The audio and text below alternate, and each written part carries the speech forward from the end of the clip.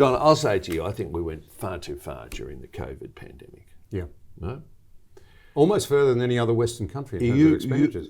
I promise you, we will look back on 2020, 2021 in 10 years' time, 20 years' time, and we'll say, wow, we really closed the workplaces? Mm.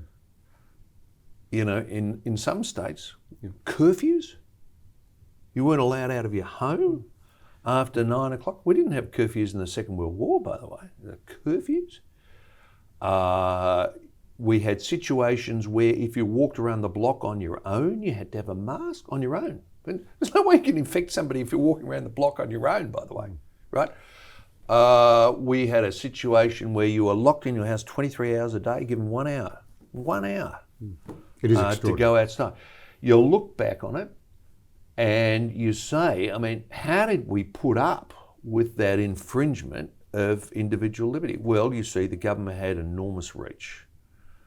The government had huge media influence. The government was running daily press conferences, giving out body counts, all the time. This idea that if you went out of your house for more than an hour a day, right, you could die, or worse, you could infect someone who would die. But somehow, if you only went out for 59 minutes, you were going to be safe. We'll look back and we'll say, wow, gee, did we all, kids that weren't allowed to go to their parents' funerals. I think you were allowed something like 7 or 8 people, something like that, at a funeral, right? You weren't allowed to say goodbye to loved ones who were dying. And to me, this would have been unthinkable, I think, in the Second World War.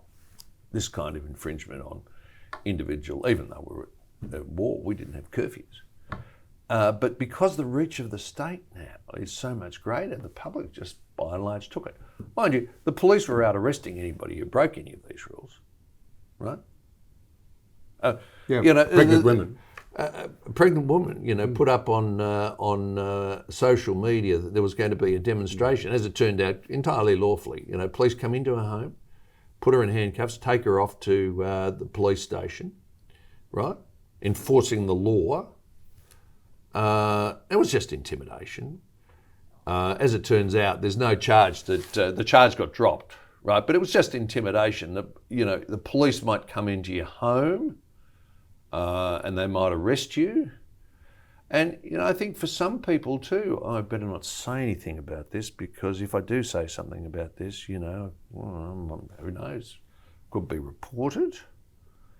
I think we'll look back and we'll say this was a massive overreaction. Now, the economic cost is there to stay.